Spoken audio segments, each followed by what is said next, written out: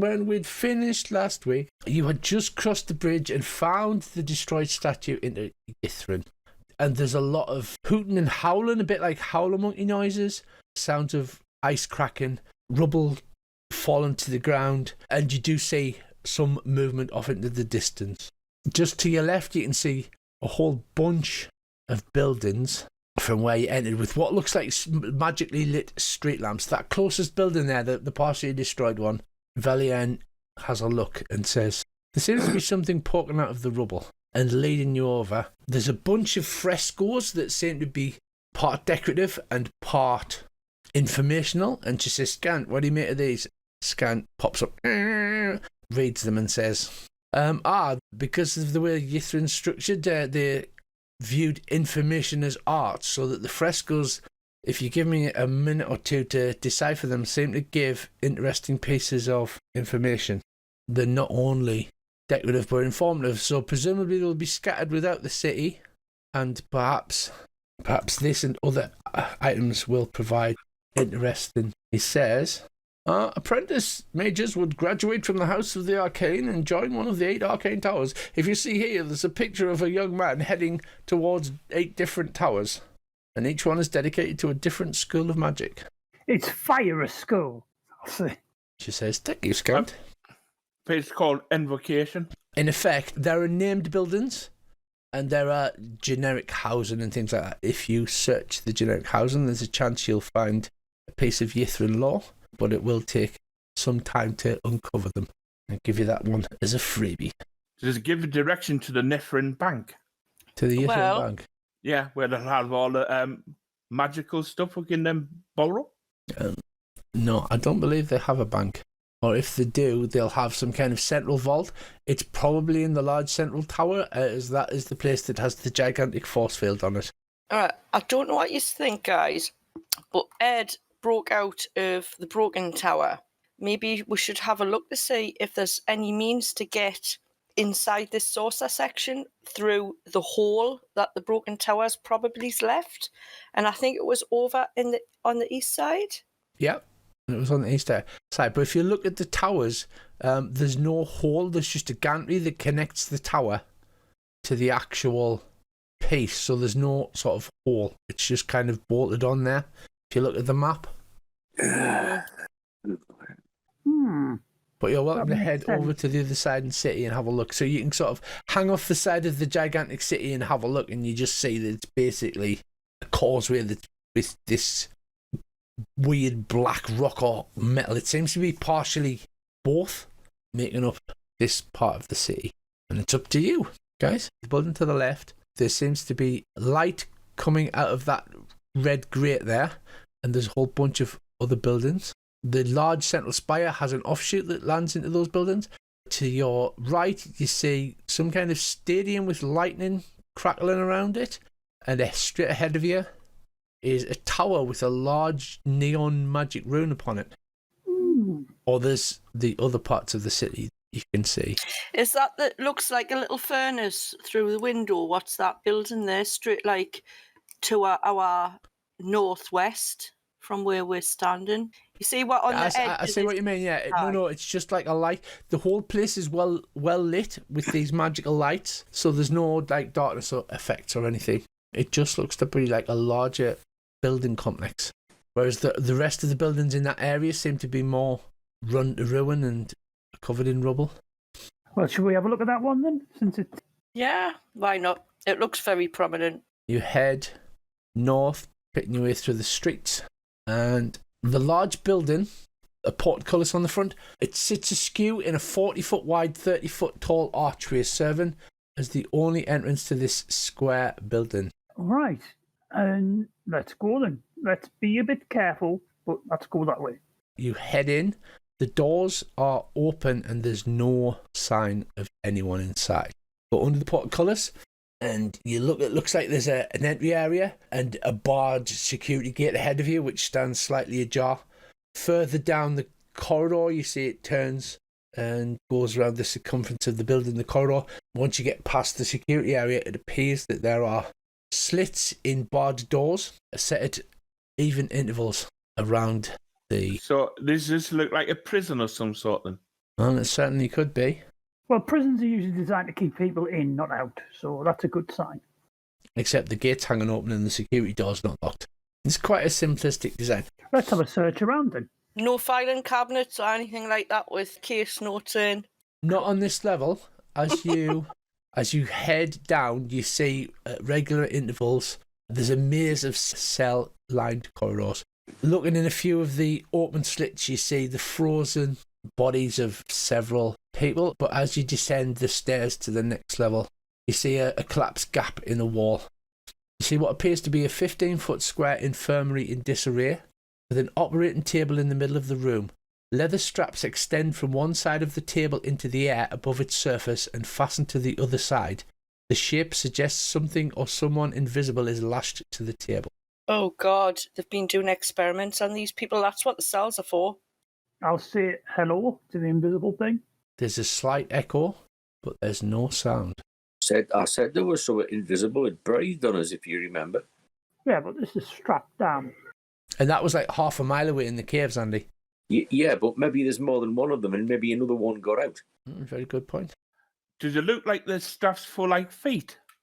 Yeah, it's strapped at the feet, across the middle, and then what will be across the chest. And then you know the way people's arms are strapped to the side of beds? It looks like the strap's there. It looks like it could be a humanoid figure, but it's invisible. Can I borrow the jug and create some mayonnaise and pour it over the invisible person? Well, I was going to go up and tickle the bottom of his feet. You want to hope it's his feet? Could be a very big boy. Go for it. Mayonnaise him. Right, so mayonnaise begins to pump out of the jar. It looks like a humanoid figure with a beard, and you're pumping thick, goopy mayonnaise all over his head, possibly suffocating him. You pour it all over his body, and you can see the human figure underneath. It's completely unmoving. It's not breathing. Mayonnaise over its mouth. Yeah, the mayonnaise would bubble where it was choking to death, but it is not. But you would hold your breath if somebody poured mayonnaise all over your face. It's true. Has it got tentacles? You assume that it's a netherese. It looks like a human, slightly angular features, a little bit maybe more elven, but it has a full beard, except, of course, this beard is full of mayonnaise. So it's a perfectly tallish, slender human outlined in mayonnaise with the beard. Preserved. If this person... the chest doesn't fall and rise, and Dave has wiped mayonnaise away from its mouth and hasn't felt any breath. Did you say there was other bodies around here? Rich? Yeah, but those bodies that you saw in the cells were like emaciated and, the skin drop out of the skull. They've been dead a while. Yeah. Okay. This looks as if it's just somebody who's there holding their breath. Well, I'll talk in his ear. Mr. Hellman, can you understand me? Oh, Davey. Oh, that's class, that one. Try unstrapping him, maybe it's magic. Oh, I'd be careful. Right. So far, the most useful magic item in this game that we've ever found is a jar of never-ending mayonnaise. I'll unstrap him. Right, you unstrap the body, and it doesn't move. And then all of a sudden, roll for this. You watch. I'll back up so I've got me back against the wall just in case there's anything else invisible in here. The body is malleable, so it's not frozen solid or suffering from rigor mortis, but there's no breathing, and you can unstrap it and move it about a bit like a giant Stretch Armstrong. If it's not dead, it's going to be very cross. Didn't you say it was making noise before? No, it wasn't making any noise. I'm going to ask for an Ortman DC 17 Arcana roll from the two spellcasters. Sanren gets a 17 trick. You both realise that this looks like it's under a sequester spell, which is a high-level transmutation spell, particularly Tracy. That's why she'll have figured it. Sequester spell. What does that do from what I gather? It makes a creature invisible and puts them into a state of suspended animation. Should be known as the Snow White spell. Fucking get the straps back on.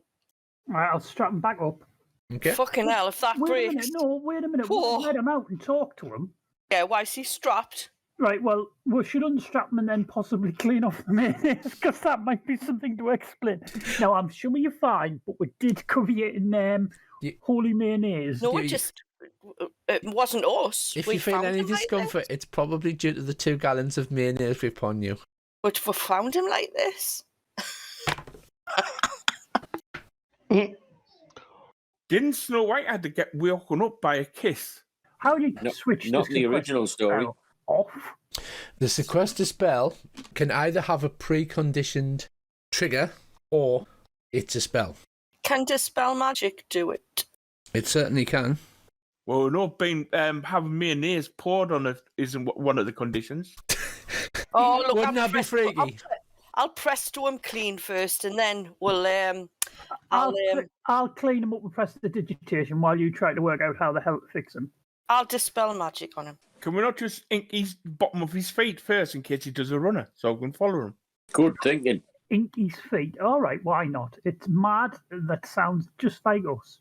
Right, so you take out an ink pot and pour ink upon the gentleman's feet. Yeah. And then Tracy casts Dispel. Knock that spell slot off. Yeah. So, with an audible pop, the invisibility is dispelled, and then there's a voice shouts, "No, you can't do it, you can't do it!" Is it the voice saying it in common, or is it in that weird... It's speaking in Laros, but you can understand it with Elvish. I'll turn around and say, "It's all right, mate. Calm yourself." He's like, "No, please, don't cut me, don't cut me." No, we're not going to cut you. There's been a bit... Right, okay. A lot of time has passed since they did this to you, and we've come here to rescue you as a side product of He looks madly around. Now that you can see him, we'll describe him. It's a thin, middle-aged man with a sallow complexion, one blue eye and one green eye, and a streak of silver in his long jet black hair, with a large, bushy beard. I'll hold his hand and try and calm him down. He begins to cry and he says, "The warden, he was doing terrible experiments on the prisoners. He was going to cut me." What were you imprisoned for? I was sent to the prison by my master, Iriolathus, for disobedience. You were sent to prison for disobedience? Yes, Iriolatha, he's the master of the entire city. Terribly cruel man. In what way were you disobedient? I was sent to beat some street children for daring to walk in front of him as he was walking down the street, and I wouldn't beat the small children. So you were sent to prison for not beating small children. Okay. He sounds like a barrel of laughs. Well, we better get you out of these. Now, can you do me a favour and not make any sudden moves, because we're a little nervous and we need to explain the situation to you. So right now we're in sort of a baddish place, so if you could keep the noise down. Ask him what's the last thing he remembers. You know, where were you? Were you flying around or what? If you saying, can you translate this? He switches to common. He says, "Oh, I can speak the low tongue, the tongue of the beasts." The tongue of the beasts. Who are the beasts? The servants of the Netherese, the ones that rot in the dirt and speak the low tongue. All right, people. Us. Okay, you ask him that, and then I'm going to start breaking some great news to him. Start breaking bones. I thought you were going to sit there. No. Snap. Ah! Why is the mayonnaise all over the floor? What's happening? I don't know. It was like that when I found you, mate. Yeah, that's holy mayonnaise. We use it especially to discover evil. Evil is a concept between good and evil used by the. It's a long story anyway. What my friend was saying was. Yes. And I'll try. Oh no, he can speak your language. He's speaking the language of the beasts. Yeah. Yes. Would you care for something to drink and eat? I don't know how long when you last stayed before you got put under. Yes, please. The warden was terribly cruel and the food was bad. Well, you're safe now. You're with us. Well, he's got this strange eggy smell, and it coming from Lightwood. Oh God! Anything but egg mayo. You can just imagine, though, he goes to have a whiz, like, what's this mayonnaise doing under my foreskin? Oh my God! Did you take his pants off, like, for Christ's sake? I thought he was naked when you called it out. Now he's wearing rags. And because it's Wizards of the Coast, he introduced himself. He says, "My name is Zerophon with an X." Because, let's make the names as complicated as possible. Well, we're just telling me I had a wet dream. Oh my God! Dear God. You're a Right, bit backed up. So while you are standing here, mayonnaise waterboarding somebody. Right. So what did you want to ask, Bracy? Just basically, what's the last thing he remembers with the city? Was it flying around, or where was it? Flying around? No, I was sent here by Ariel Arthas, and the warden was doing terrible prisoner experiments, and the last thing I remember was enchanting and casting on me, and said if I didn't surrender to a sequester spell, then he would perform terrible mutilations on me. You can see there's a bone saw lying on the side next to him. Oh, we're gonna love it here. So obviously I acquiesced, and I don't know what a sequester spell is, but I've just woke up, and he looks wildly around. To you, kind folk? Oh yeah, we're the good guys. You're Aye, that's us. safe with us.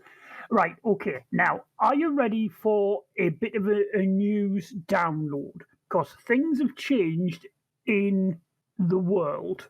You know the concept of time, right? Yes, the whole city was dedicated to the study of it. Oh, good. Well, a hell of a lot has passed since you went to sleep and now that you've woken up. And you're probably the last living Netherese, which means A, you probably shouldn't tell anyone that, because most people either worship you as a god or nail you to something quickly. And it's about a 50-50 which way it's going to go. Okay. Second of all, the world is now ran by that underrace. Like the humans and that are all sort of running the show now.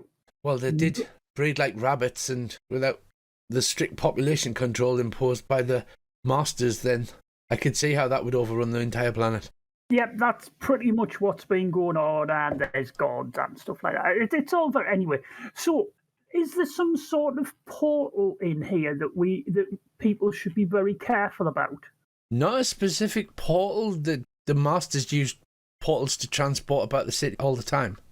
Right, well, to cut a long story short, and I think that's the best way to do it. Does everyone agree? Right, okay. A god has frozen the city to stop something in the city getting out and destroying the world. Now, we might have accidentally upset the god to such an extent she went, fuck it, it's up to yous now, and walked off. Now, I agree, God a bit tetchy on that, right? But we're sort of here to save the world. So you've woken me up just in time for the world to end. Does anybody have another sequester spell? Perhaps you could just put me back under? Well, if the world ends and you're sequestered, you'll still be dead. But I won't feel it. I imagine if it's an angry god, it's probably going to hurt quite a lot. Oh, no, the angry god just doesn't give a shit anymore. The angry god quite literally spat out a dummy and went, fuck it, I'm not doing this anymore, it's up to you bastards, and stomped off in a bit of a huff. This is why the High Lords were planning on replacing all of the gods. Yeah, about that, you do know that it's a really bad idea to mess around with gods because they're petty and vengeful, and something happened that destroyed your entire race, probably connected. Maybe, he says. Well, I'm no detective, but putting two and two together, A, don't mess around with gods. B, don't mess around with really powerful magic. At this point, I'm walking like backwards and forwards, smiling like a loon, because I've found the last Netherese, and it's like another find on top of the city. This is going to be great when I get back to Waterdeep. And they're all dead. Well, that we know of. I mean, there's been none. And now that we've found a city, and you're the first person we found in the first building we walked into. So there could be loads of you left. But you're the first we found, so as far as we know, you're the very last. Well, I do know my way around the city. I'd be happy to guide you. That's fantastic. And maybe find out what's happening. There's a bit of a problem. It seems that, looking at the central tower, as though like the city's defences have kicked in. There's a big force field preventing entrance to the central tower. Blanche's completely white. He goes, oh my God, that means Irolarthus is alive. The Mythalard drives the force field and he's attuned to it. He's the only one that can activate it and deactivate it. Well, except if one were to perform the rite of the Arcane Octad outside of the spire. Okay. Now, imagine you're talking to people who don't know anything you're talking about and are 4,000 years more ignorant than you. Speak in terms we might understand. Iriel Arthas was the most powerful wizard and the warden of the entire town, and he's the only one that can, with a thought, activate the defences. But in case something happened to him inside, there is a backup code. There's a line for the backup password in each of the 8 spires, but nobody knows what they are because it's a secret passcode. Oh, You'd have to go to each of the spires of Netheril and retrieve all 8 lines of the Arcane Octad to be able to lower the force field. Okay, right. Well, we'll just go and pop into those and pick up all the codes and switch the missile off and kill the guy, and then we're done. World saved. But how has Iriel Arthas been alive for 4,000 years? Maybe he can't be sequestered because if he's got activated the force field, if he was dead, the force field would have dropped. He has to be alive somehow, somewhere in the city. He's a very cruel man. Earl, I'll pull you over to the side Yeah. and I say, just because this guy's a slave, we should still be careful where his loyalties lie. Oh, yeah, I agree. But at the same time, kind of don't have a huge amount of choices at the moment. Well, yeah, we don't. But I'm just, I don't. Oh, yeah. I just see Andy standing in this like half encased in shadow. You can just see the glitter of his eyes, and he's like, "Be good, or you get the bone saw." I was going to say, I'm going to send Sanwa a message and say, how do I not know this isn't Iriel Arthas? The god might have... As you do, you're having to mentally shout because the voices that have been at the edge of your hearing are now incredibly loud. So using sending, you can actually hear them inside your mind, speaking a language that you do not speak. Just out of curiosity, this is supposed to be the fabled flying city of Yithrin, but at the moment it's buried under a rather large glacier. Was it doing that when you were put in this prison? No, we were flying above the land. Everything was normal and... Because it's not now. Yeah. And also, quick question, what switched your city off? I've no idea. The Mythalars are never burning. It's like having a sun at the centre of the city. It never goes out. You should be able to see it. It's underneath the tower of Arthas. Can I just finish that message? What I was going to say. Oh yes, sorry, Tracy. That the god might have put things in place so that Iriel Arthas himself can't retrieve the codes to turn off the force field, and maybe this guy could be Iriel Arthas, but posing as, maybe he was strapped to the table to prevent him from doing whatever mad shit, just to be careful. I know we haven't got options. I'll nod at that because I do think that's a distinct possibility, but we also don't have a lot of choices. So... we've got the bone saw. Yes. So, okay then. Let's go and turn this off. I mean, how hard can it be? Oh, this is such a bad idea.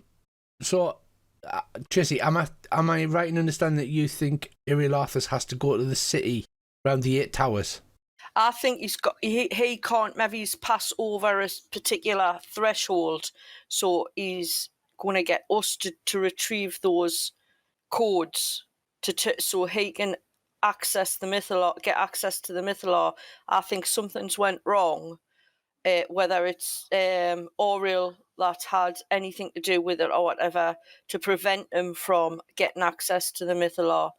And I don't know. At this point in time, my mind's just a whir, because I'm as much as I'm curious and inspired by finding someone. Obviously, I'm just being prepared for the eventual anything going wrong sort of shit. And I'm expecting these towers to be greatly guarded of that, so that you can't get easy access to gain the code. Why, Tracy, you offend me, my lady. You think I would make things awful and difficult? Yeah.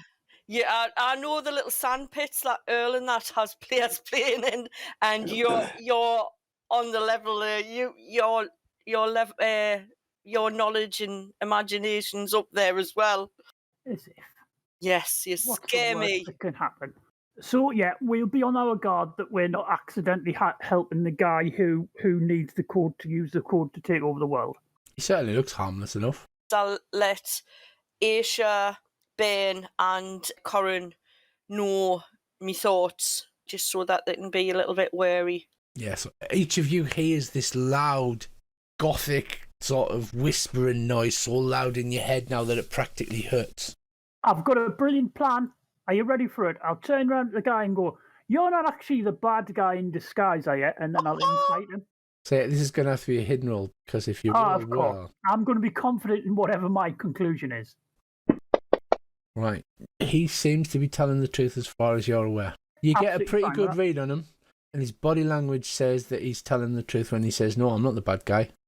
Okay then, let's go to the first tower. Is any of the towers going to be specifically more defended than the rest? Or are they all just... He says, if it's been 4,000 years, I really don't know. Each tower did have an archmage. It was the students of Arilathis who had domain over it, but I don't know what the score would be.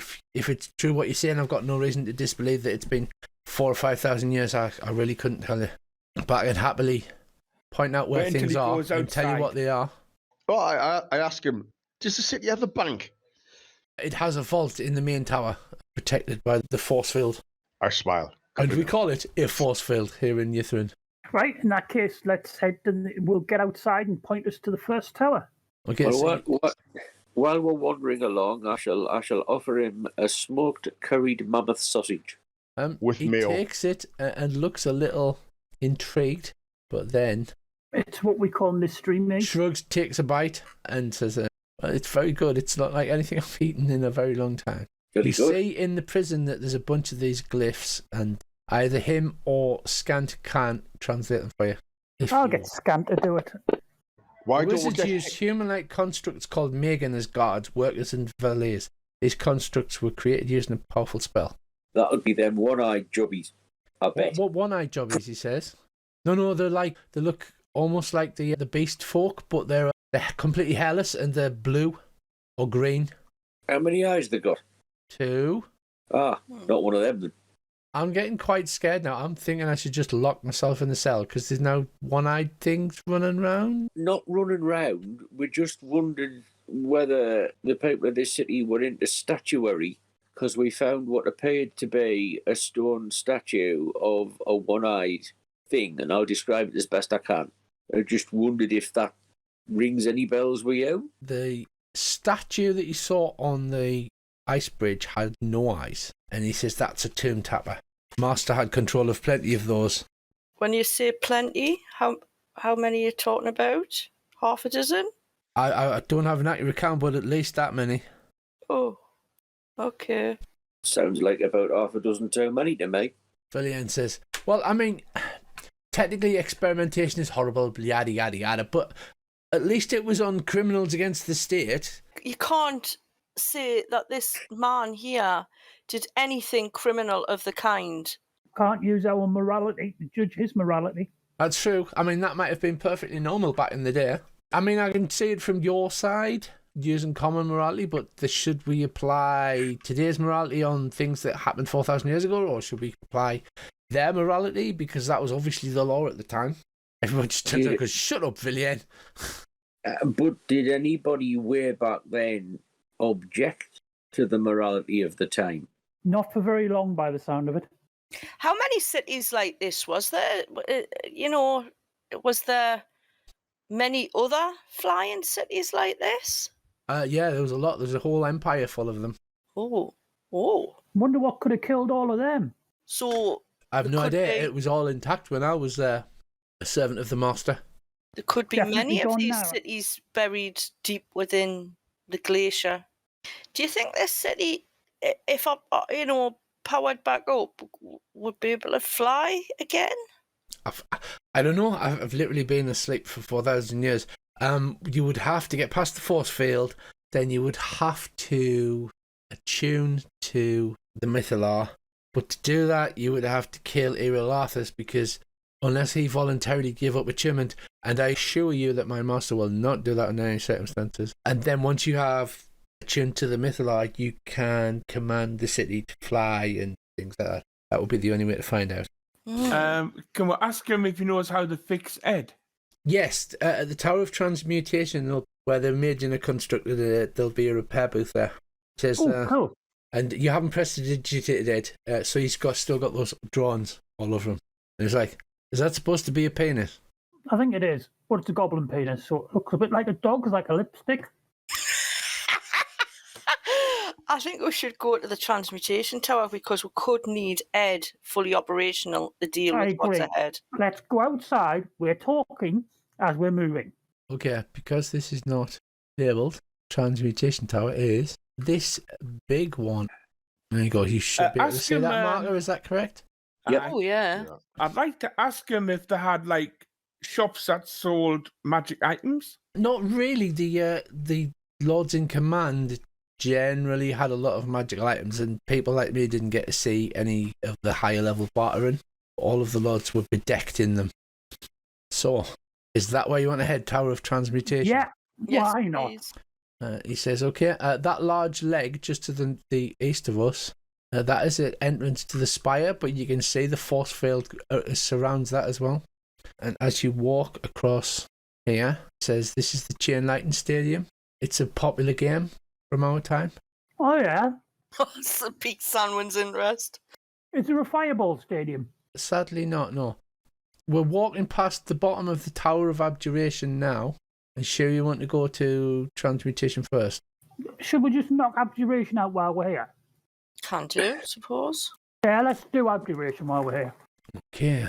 Above the conical base of a prominent tower, blue arcane symbols mark the flat outward face of the upper floors. An archway leads into the foot of the tower. You two casters recognise the large symbol as a symbol of abjuration. Okay.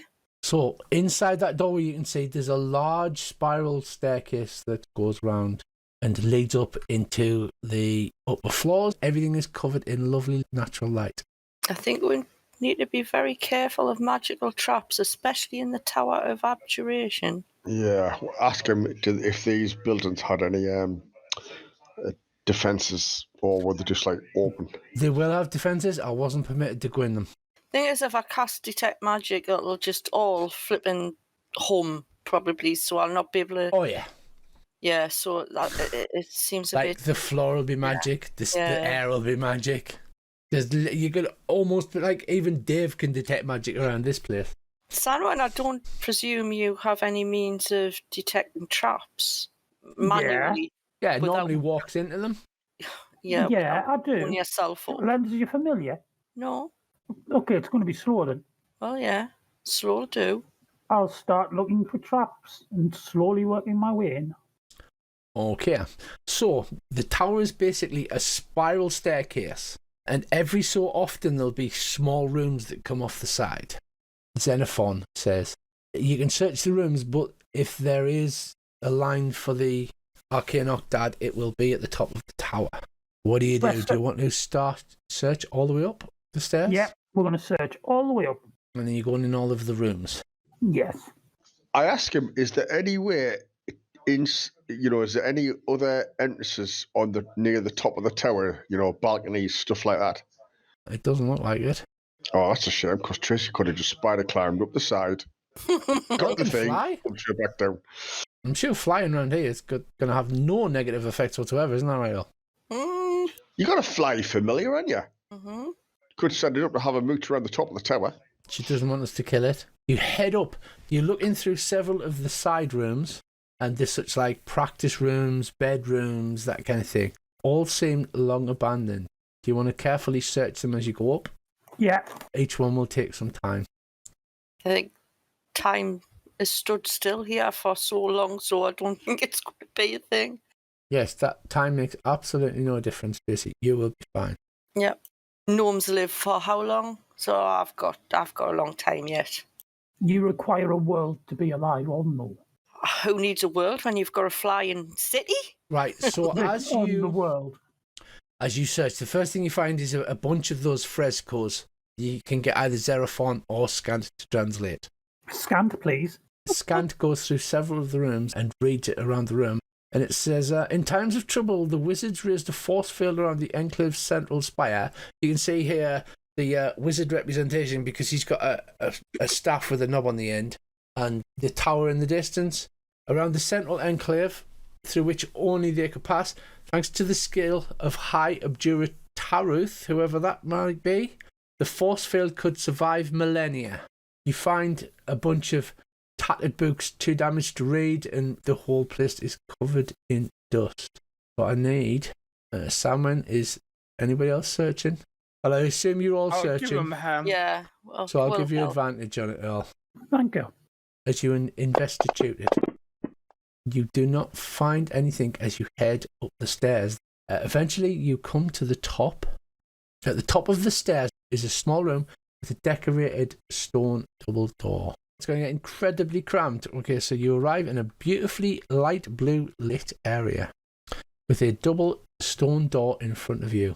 The door appears to have been carved with inhuman precision and depicts wizards casting various forms of protective shields and barriers against monstrous four-armed, slug-shaped creatures with posterior stingers and barbed teeth. I'll ask him what that is. He says, I'm not sure. Give me some history rolls, peeps. Tracy's going to ball of this, isn't she? Well, I'm really good at history and arcana. Oops. A 27. Viliengo, 26. So nobody else. Tracy, you remember reading in those books that you got about the Netherese that those creatures are Faerim, ancient magical aberrations that strove to destroy all other beings. Oh, they don't sound bad. Villian looks down her nose at this and goes, well, of course they're Faerim. Everybody knows that. I don't think they come from where I come from. I come from the desert. The door is shut ahead of you. Does it have a lock on it? It does not. I'll push it up. You go to push it. After I check it for traps. Ah, is that correct? You just about push it up and then you go, hang on a minute, with your 5. Oh, yeah, that's not trapped. That's not trapped at all. Push against the door, but it is solidly closed. Cast knock. Step back. Right, you cast knock. There's a loud boom as per the spell, and the doors swing open, revealing a chamber beyond. I've got my mage armor on. I'll take a first level spell off of that. Sandman steps forward. Sandman, wisdom saving throw. I'm going to die. A wisdom saving throw, Yeah. DC 17. Are you going to push it or am I just going to roll it? I'll push it, F, for a laugh. And it's not a hidden one, so that's good, F. For a laugh. For a laugh. Richie, you're enjoying this too much. Earl walks across the threshold, makes a sort of eep noise, and then like compresses on himself, like until he's a tiny point of light, and then poof, vanishes. The fuck? I'm gonna send you a message. Okie doke. That's great. That is great, isn't it? Xerophon says, shit, what happened? I mean, there's obviously a trap. I don't know where he's gone. Can you message him, Lantesh? I'll try messaging Sanwin. Are you still here? Fuck, I don't know. Can he? Let's have a look. What Nope. about doing arcana check to see 100 metres range, so no. Yeah, it's all silent. You just get static and voices. I'll tell the rest. I'm not getting anything. I'll start a panic. Can you not tell what type of spell it was? You might do, actually. It's really hard. It's like DC 10 plus the level of the spell. I don't know what level it is. Holy shit. Okay. I'm going to make it a hidden roll, Tracy, because you'll know the level of the spell. And you go. No. You couldn't tell. It was too quick. Oh.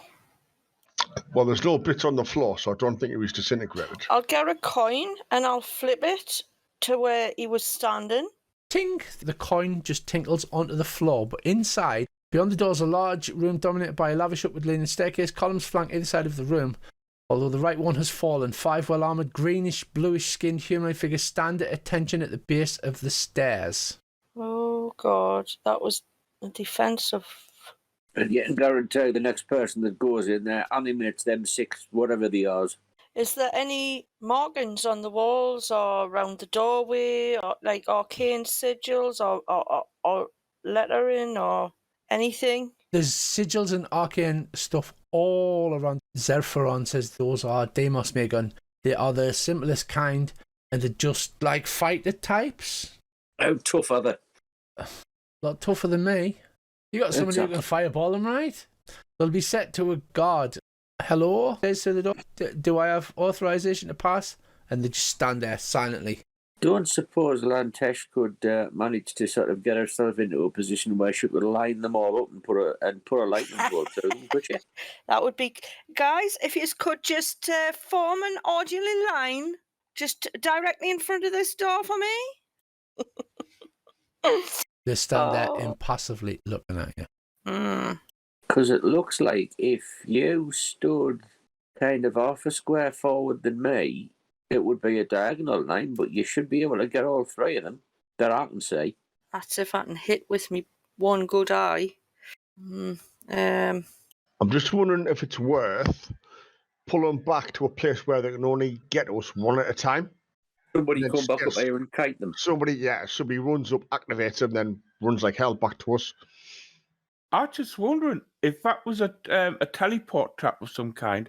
Could he have been teleported back to that prison that we're at? That's exactly what I was thinking as well, Dave. That was going to be the next thing, to get Lantesh, if she's got the range, to send a familiar back just to check the prison.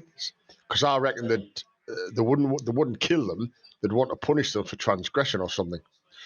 Well, hang on.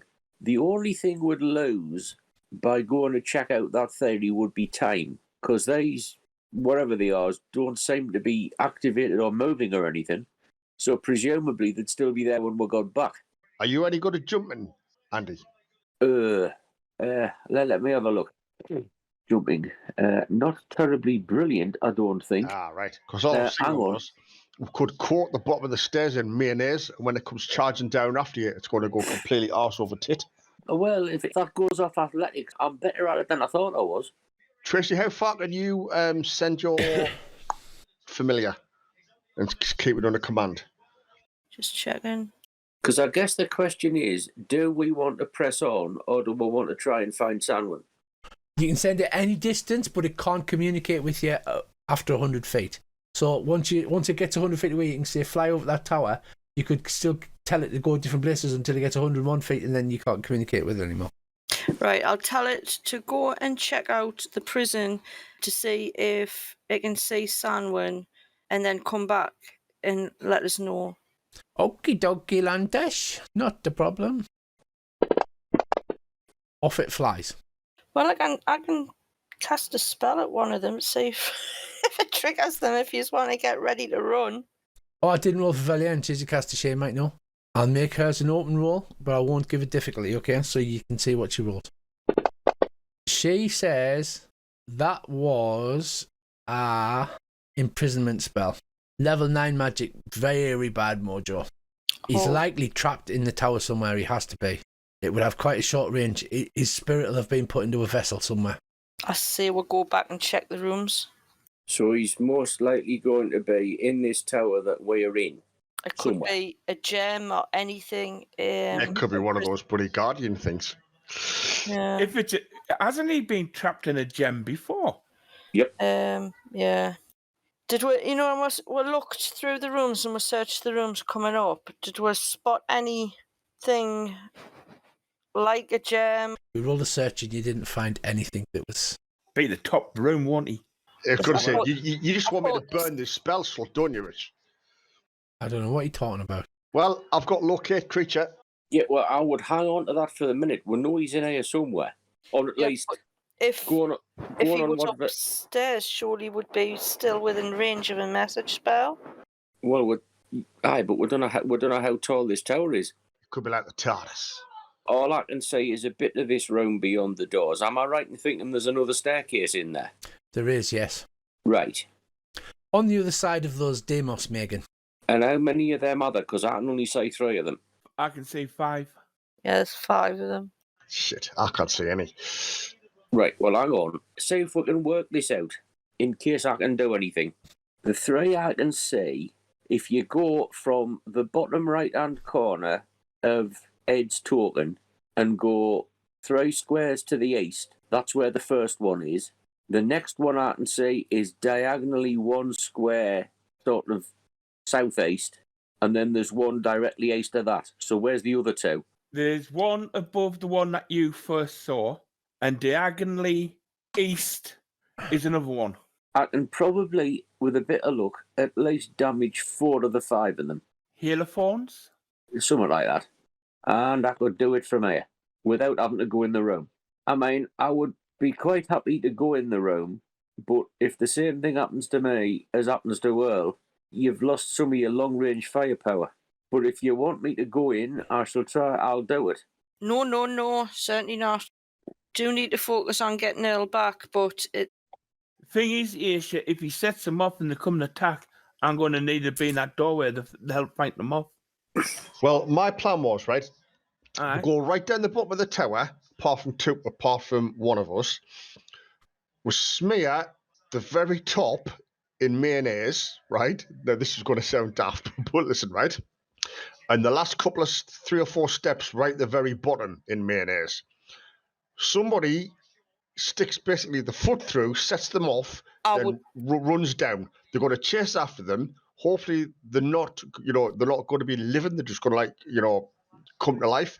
They're going to hopefully skid on the mayonnaise and tumble down the entire flight of stairs to the bottom, hopefully taking damage.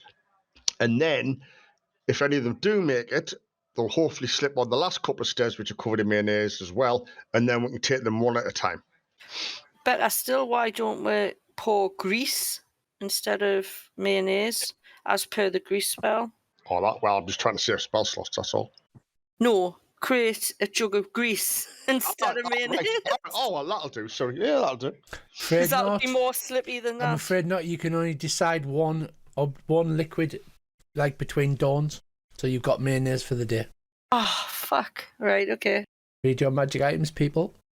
Mayonnaise is still slippy as fuck. Hang on. What about... I'm just chucking ideas out there. They're probably crap ones, but I'm chucking them out anyway. Lantesh and I have both got those like bags of tribbles. Get out my brain. I was just thinking about the tribbles. Well, you got to throw them in the room. What about chucking a tribble or 2 in? They'll either set that trap off again, and then at least we should have some idea as to whether that trap's still active. And if whatever beastie we come up with, we're commanded to attack them, we'll see if that activates them. Worth a try, but could do. But I mean, I do quite like the mayonnaise down the steps and taking them one at a time routine. That works for me. The only thing is, if they all come to life at the same time and all attack at once, we're going to hold 2 of them at the door, but we'll probably still get, we might get overwhelmed. Why don't we just, like you say, tribble one of them to activate one, see if it'll activate one at a time, and then we can just... I suspect they're obviously guarding the stairs, and it's going to be one of them things that if they activate, they'll all activate. I don't think it's going to be just one of them. What weapons do they look like they've got, Rich? Great swords and light crossbows. I could polymorph myself into a bat or something and try and fly across the threshold and see if I can fly up the tower and see if someone's up there. Good idea, but they've probably thought of that if it's this advanced for tower defences. Yeah, and then we'd have lost both of our spellcasters. And much as I want to get Sanwin back, I think if we lose both of our spellcasters, we might as well shrug our shoulders, go home and go, well, the world's going to end, then let's get pissed. Well, no wrong with that.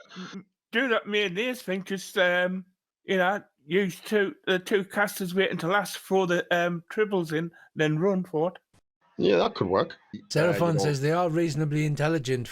They will carry out their duties to the letter, but they will do it in an intelligent way. They're not just mindless automata like golems. But do they actually know what mayonnaise is? Well, they'd probably see it on the stairs and step around it. Wait a minute. Our little erstwhile guide, what are they like with invisible things? Don't really know. I've never been able to be invisible myself, and Ariel Arthur has never mentioned it. You've got your fox you could chuck in, Andy. Sod off. He's got a bag of tribbles. Sorry, did I say that out loud? I've got Near the 5-foot side, yeah? Go on then, dear. Villian's black tentacle things. Yeah, Val, go for it. Like now? Yeah. Well, hang on, let's get the tanks in the doorway first. You might want to move yourselves into position because you don't have to tell her twice. Right. Valian goes, right, 3, 2, 1, and starts to cast. Oh, God. All sorts of shit breaks loose. She goes, blam, motherfuckers. Oh, shite. Right.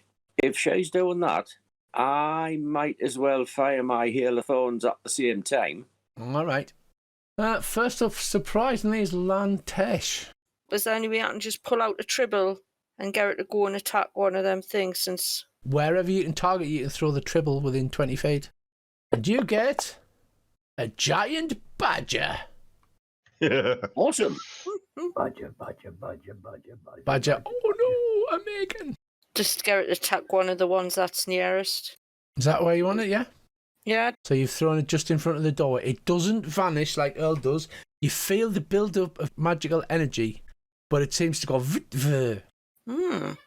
So it must be either sentient life, or that's still... No, cast. it seemed like the magic attempted to trigger, but then it sort of fizzled out. It lost the energy and lost the spell cohesion. Oh, interesting. Oh. Felian says, perhaps because of the age, it can only fire once instead of firing multiple times. Corin, you're next. Right. Well, I think in that case, I shall just stick to the tried and trusted, and I shall continue shouting at the one I was shouting at before. It's a hit. It's the voluptuous one. She goes, oh, me tit. Yeah. That's me. Okay. Next up, it is the voluptuous one. They all activate, run towards you. This one goes straight for Dave. Right, that's a failure. That is now restrained. So that one's restrained. That one takes bludgeoning damage. And the second one tries to move out, so he needs to make a save as well. He fails. They have not managed to get to you yet. Good job remembered about them black tentacles, huh? And then he's just restrained and he takes bludgeoning damage. And then we are on to Giant Badger. Yeah, just outside of the black tentacle range. I'll put the tentacles back on, yeah. And twat the one that's in front of him. Very sensible. He gets multi-attack, he gets 1 bite and 1 claw. His bite bounces off the armour, as does his claw. Villian Hartwell is concentrating, opens up with magic missiles, as per usual.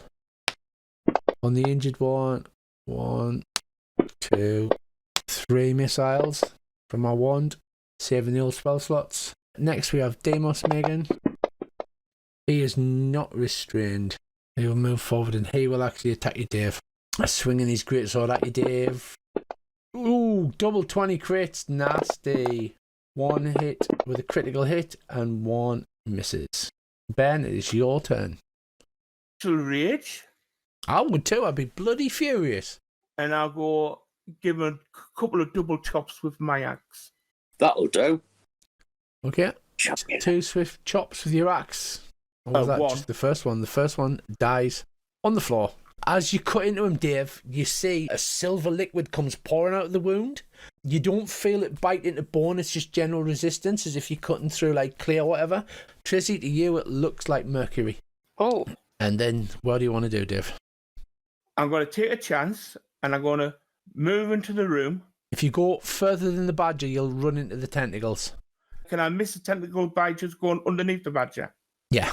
The tentacles are covering that area. And I'll do my second attack on this one here. Yeah. It hits, doing 11 damage. Right, so next up it is Deimos Megan, who will attempt to make a saving throw and then get at you, Dave. But he's covered in tentacles. Not the tentacles, he says. Yes, the tentacles. Fails, so yeah, he is restrained and he also takes 3d6 bludgeoning damage. Poor bugger, right. Chesty at the top there. So we've got a voluptuous and a chesty. Wow, okay. When they made these Megan, they didn't mess about, huh? Right, he succeeds, so he can step out of the area of the tentacles without problems. Comes around here and laces into the giant badger. At least it's keeping it occupied. Hitting once, missing the second time. Aisha, it is your turn. I will lob javelin at the wounded one. Okay. Lob away, son. Zip lob. Zip lob indeed. Oh, for fuck's sake. I'll just stick to healing. Okay. Are you doing anything else? I will heal burn. So you lob a hail on Ben. Noise. Lantesh, we're back to you. Oh, things seem to be going swell. I cast a firebolt at the one that I can see because Okay. I'm trying to preserve didgeridoos. Oh, you bastard. Right. Misses. Quite hard. Yep. Is that your turn? Yep. Corin, you need Right. to save the day. Well, I don't know about saving the day, but I'll put a couple of arrows into that one that I've got targeted. Oh, a lot of hits from Corin there. There we go. Not a lot of damage though, and you kind of cannot move anymore, can you? Are you doing anything for your bonus action, or is that it? No, that'll be it for me for the minute. So they have both failed, so they take more damage from Everard's black tentacles. You know, awesome. Just what you want. Fillion starts to giggle. But he will pull out his light crossbow, take a shot at Dave with it. Oh, dropped a crate. Ed's not doing anything. Giant badger, Tracy. Is he just going to continue attacking? Yeah. Okay, he goes with his claws. It's a hit on the claws. Velian, machine gun Kelly there with our wand. Goes for the kill shot. Yeah, finishes him off with a wand of magic missiles. Pew, pew, pew, pew, pew, pew, pew, pew, pew, pew. Ben, it is your turn again, sir. I'll move there, target the one above the badger, and give him a good swing. Right, as you slice into it again, you see this silvery metallic liquid come pouring out through the wounds, but you don't manage to put it down. Is that everything? Aye. He succeeds, so he moves out of the tentacle effect. Runs up to you, Dave, and sets about you with a great sword. Oh, also, when they die, body disintegrates in a harmless burst of fire and smoke, leaving a great sword and a set of chainmail armor, which I've only just noticed. It's kind of them to step out of that armour for her. One swing, and then Chesty. Where's my Villian character sheet? Because she needs to make a save again. Natural 1, that's not great, is it? Poor Demos Megan there is getting... Chesty is getting pounded to bits by Everard's black tentacles. Salmon, poor salmon. Issue again. I step into the gap so it can't attack Villian, and I smack the shit out of the one that'll be in front of us. Okay. Can I move to, like, half on, half off? Just to leave a line of sight for the others, just in case. Mm-hmm. Why the hell not? Right, you smack it. It does a little bit of damage. And I will end my turn there. I won't heal burn this turn. Yeah, screw that dwarf. Lantesh, you're up again. Firebolt's not doing much at all, is it? The one at the back there, I don't want that one to get out. I'll cast magic missile at level 1. That's bleeding profusely from several silvery wounds. Is there anything else? No, that's fine. Corin, we're back to you. Well, it looks like it's going to have to be more arrows then. It is. You shoot it through the eye and silver liquid pours down its cheek, and then it bursts into a fiery pile of ash. I'll have my second shot at that one. The base one. Somebody put a little bit too much silver metal in that one, eh? Aye, pretty much. Right, that's me done. Ed adds giant badger. Bite. Nom nom. Yeah, it hits. Claw. Misses. Velian. Guess what she does? She'll go for the north one, I guess. Three lines of force. Zap into it. Ben, back to you. Target the one north of the badger and give him a couple of whacks. Actually, she might as well drop Everard's as well because nobody's in it now. So she will do that. Big hits there from the players, all rolling ones. Much better. 2 quick slashes and it bursts into flames, leaving 1. And I'll move Okay, you move. to there. All right. It is the Abyss Megan's turn, so it takes 2 swings with its great sword once more. Hitting Wow. That's player levels of damage. The second one bounces off your armor, and then we are back to Isha. I'll This hit thing it is again. leaking from several wounds, and it looks quite a bad shape. Or not. Yeah, afraid not. End my turn. Okay. Lantesh again. I'm going to just firebolt it because it's pointless wasting too many slots just on the one that's left. Yeah, boy, it's a hit. That's my shot. Still standing. Corin, back to you. Right. More of the same, I think. Yeah. Critical hit. I think this is going to hurt. Yes, it does. Pick Bam. the bones out of that. Corin, where do you shoot this thing? Right upwards left nostril. So the arrow embeds in, and then there's a quick leak of silver fluid, and then it bursts into flames. Piles of normal chainmail and greatswords lie about the floor, and you see some columns and a spiral staircase leading up. I'll go first. So Ben stomps up the stairs. As you peer at the top, Ben, blue flames flicker from braziers spaced around the room, illuminating a huge anvil chiseled with vivid blue runes in the centre of the chamber. Resting atop is a hammer with matching runes. A clear display case sits along the southern wall, containing 3 large sapphires. I'll follow Ben up the stairs.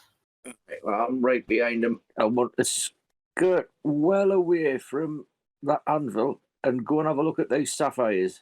You go round the anvil, you peer into the sapphires, and in the centre sapphire you see a tiny figure beating his fists against the side of the inside of the gem. All of you in the room, the 3 of yous, a telepathic voice reaches out from the anvil and says, "Feed me your items of power, I beg you." Before there's any fighting done, I am tempted to whip out the sausage, but I'll not. I'll look at the small figure in the sapphire and I wave and blow Simon a kiss. Sanwin, you can communicate with tiny hand gestures if you wish. I'll stick both fingers up at him. There's a gigantic Corin face fills your entire view, and like the eye comes down, just looking at the sapphire, and all you see is this giant eyeball in front of you. Can I moon him? You want me to you hit it twice? You want me to hit it twice, Sanwin? I'll moon him. Andy, do you want to really torture him? Why don't you moog that gem? No! Just out of curiosity, Lantesh, how do we get Sanwin out this gem? If you pass it here, I'll see if this works. If I dispel magic on the gem, will that release the prison? Do I know? The anvil says, "No, I Then can release him from the prison if you strike it 3 times with the hammer on the anvil. But to do that, I require an item of power first." I'll give it me bag of tribbles. It's to save. No, let's see what we've got. That's absolute trash that we don't need. We'll try and break it first with some other way, just to see. It is a 9th level spell. So you could try casting Tracy, but you'd need a DC 19 to spell magic. What about just hitting it with my magical battle axe? You can do that? If it breaks, you'll probably squish him. So Earl's in this glass display case. Are you actually picking the gem out or opening the case? Or While I just have a look and see if I've got anything that I can just hand over. I hunger. That's lovely for you. Do you want to try dispel magic, Tracy? No, I don't think it'll work. And the GM will just laugh at us for expending a spell slot. I'll hear this little echoey laugh somewhere around the room. I know I will.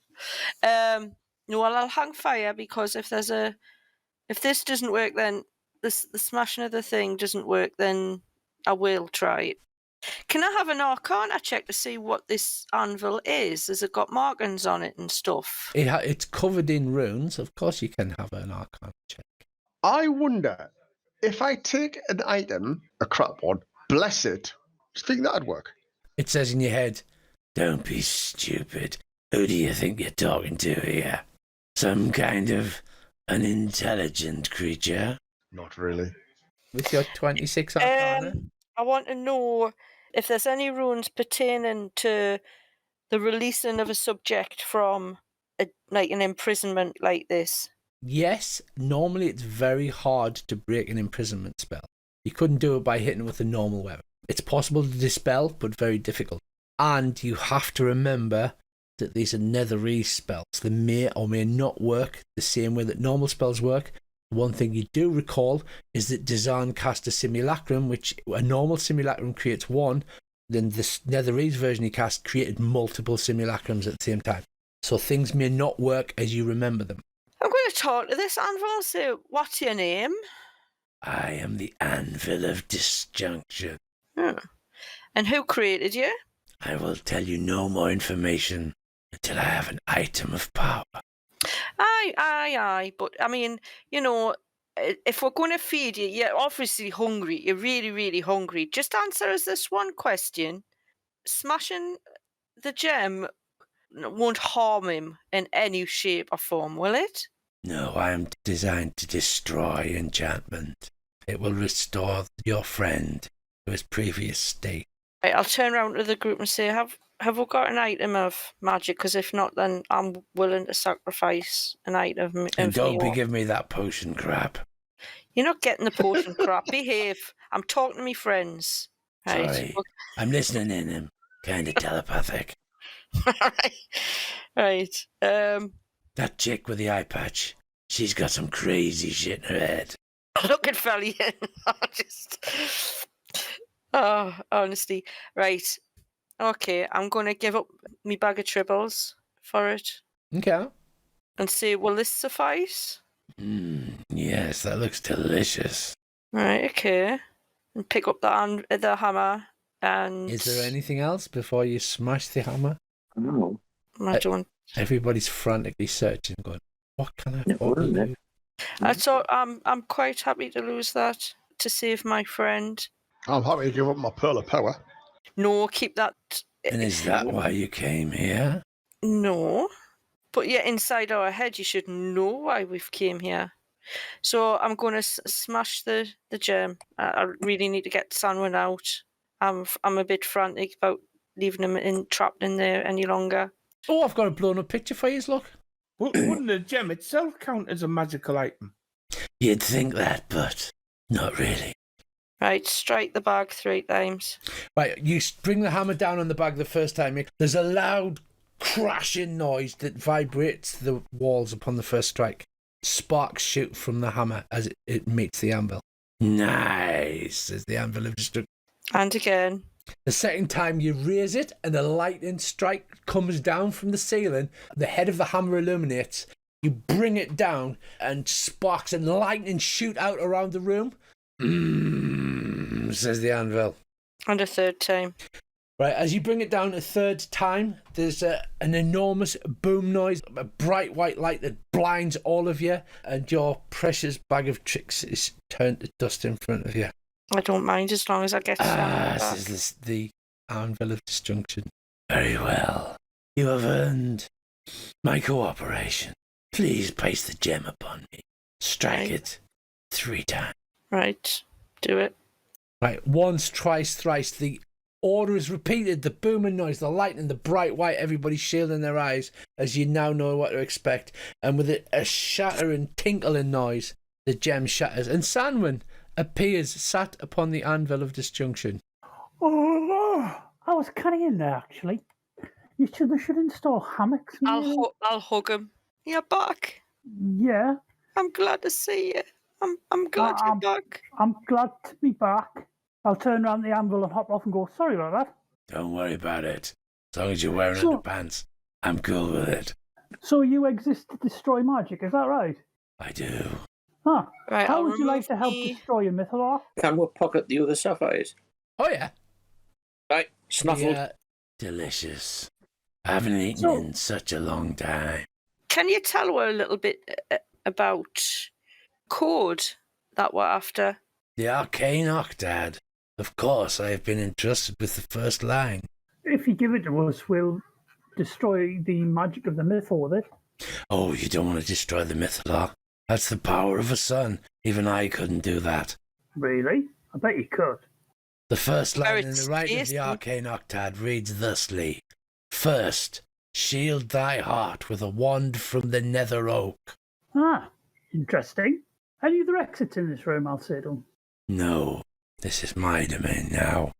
So what happened to the Archmage who ruled this place? It was ruled by High Abjurer Tarath, who I haven't seen for quite a while. I think he's probably dead. It's been several thousand years by my own reckoning. Oh, without doubt. But that means that you'll reside here on your own, constantly hungry, with nobody to feed you. If you cooperate with us, then, we'll come back and feed you. We'll even take you with us so that we can feed you on a regular basis if need be. Well, the offer sounds lovely. You would be unable to remove me from the tower. Yeah, he's a little bit big and anvily. Now I was thinking of taking the city with we. You wouldn't get the city very far without a Mythalar to power it. That's what I like about Lantesh. Thinks big. Yep, that is. What was it true. again, Rich? Shield thy heart with a one from the Nether Oak. Yeah, What the hell's the Nether Oak? that's a good The point. Nether What Oak, the he hell's says. Nether Oak? That's the giant tree at the centre of the Arboretum. I've devoured many ones made from Nether Oak. Fancy go at the park? Yep, whereabouts is this park? I'll say to our friend. Is Well, that I haven't been over there? outside of the tower. I just know that that's where you'd find it. God, We that's don't rough actually on the need a voice. one, though. It's just the line out, the words that we need, isn't it? Oh, I've got a feeling we'll need a wand, but Oh, I think Okay. you'll find there more instructions than words. well, thank you very much, Mr. Anvil. If we find anything we need destroying in the old magic item department, we'll pop it back with us. Pleasure was all mine, honestly. Oh, no, I'm quite glad to be out. It's a bit dull in those gems. Like I say, if they put some sort of entertainment in there, maybe a better hammock, things would be much less daunting. Mm-hmm. That would be up to the boss, but it's been such a while since I've seen him. Oh, I'm sure he'll turn up. Anyway, thanks very much. I'll turn around and go, well, I reckon that park over the other side that looks like it's full of trees is Yep. probably the park. But since we've got to go all the way around, so let's go to the next one, which is transmutation. Yeah. Bagsy not going first. Think we can probably accommodate you with that request. Thank you. One spell inside a horrible gem is enough for me for the week. Hope you didn't have too much trouble getting us out. No. Some, not too much, Oh, I'm glad. but we weren't going to leave you in there. Oh, I appreciate it. I'll turn round to our Netherese guest and say, so is that park over there on the left of the Tower on the right as we leave the Tower of Abjuration? It's the other side of the prison district. Ah, right, yeah, that's the one I thought, because that looks a little bit It's a beautiful park. brown, but okay. He's like, oh no, not the Arboretum. Is the Arboretum gone as well? I'm pretty sure, Dave, they're all dead, Dave. They're all dead, David. So, what's this district between the Abjuration Tower and the Transmutation Tower called? That is Skydock Spire, where the masters used to bring in their flying air carriages. Oh, we found one of them. Just been thinking this guy could be our new barman. We had a vacancy. Have you ever served drinks? Of course, I've poured wine many a time for my master. Oh, you're gonna love. We've got some opportunities for you. We'll speak of after we leave. Well, I'm in your debt. So you still got a giant badger who's downstairs, Tracy, because when you stop commanding him, he's injured as out, but he's still wandering about in that room, and Ed is stood by the stairs. Because you've got him until the next dawn when he'll disappear, or until he dies. Take him with. We might need to throw him in to trigger some trap in the next tower. Wow. Okay, Tower of Malnutrition. Right, so as you head down the spiral stairs out of the anvil room, an ungodly shriek comes up the staircase.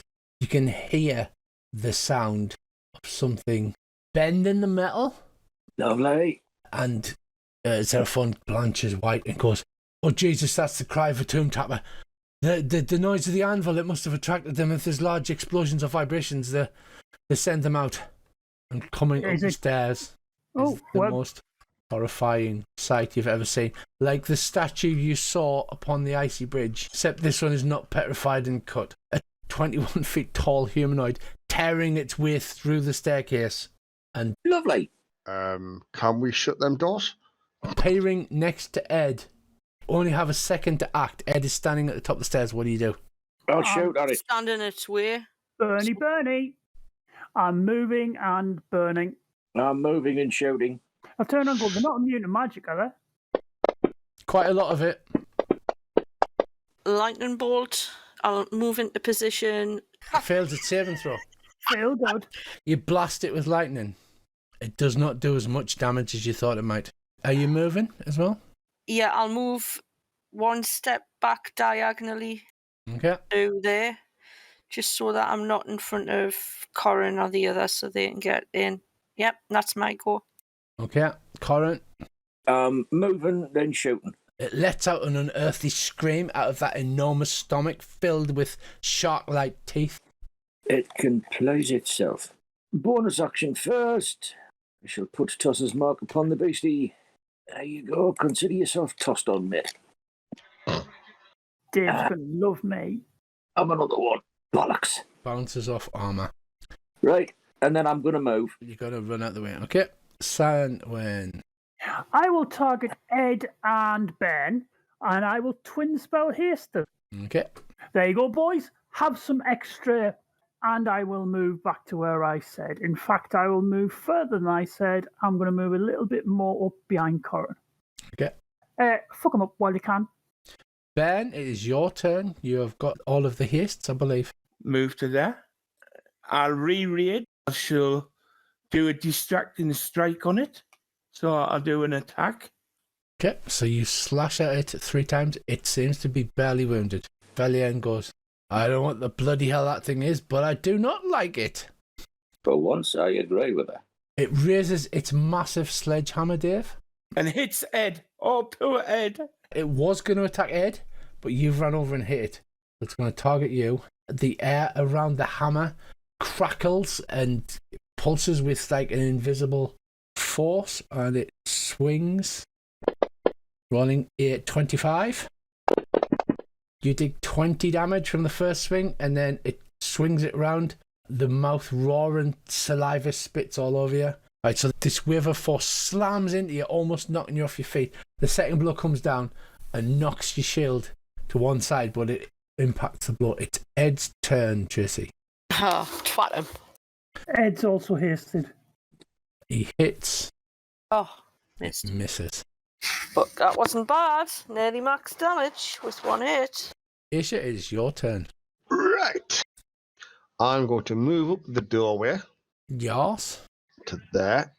And I'm going to touch Ben, but not inappropriately, and give him a heal. Sounds inappropriate to me. Not gonna lie. God, those spells are shit. Level 1 spells are shit. Yeah, it's better than nothing. And I'm going to pull out my crossbow. End of round. Lantesh. They're standing in melee. I'm going to magic missile at level 3. So hit it 5 times. Right? Okay. Is that your turn? Yes, that's my turn. Yeah. Corin. Bit more of the same, I think. It's starting to look like it's slowing down now. Pick the bones out of that. It will. Salmon, it's your turn. Firebolt. Go for it. It misses. Yes. Then, again with your 3 attacks. Okie dokie. 3 massive hits there from good old Ben. And the thing is looking quite badly hurt, but still standing. Anything else, Dave, or are you done? Action surge and second wind. Mm-hmm. Right, so action surge. All of the attacks. Right. That's It's still standing. After a veritable flurry of blows, Villian, machine gun Kelly there, gives it what for? With our wand. There you go. Badger can't do anything. The Tomb Tower raises its hammer and throws it at you, Tracy. At me? Shocking. It throws it at you as a ranged attack. Oh, be careful, guys. It's hammer time.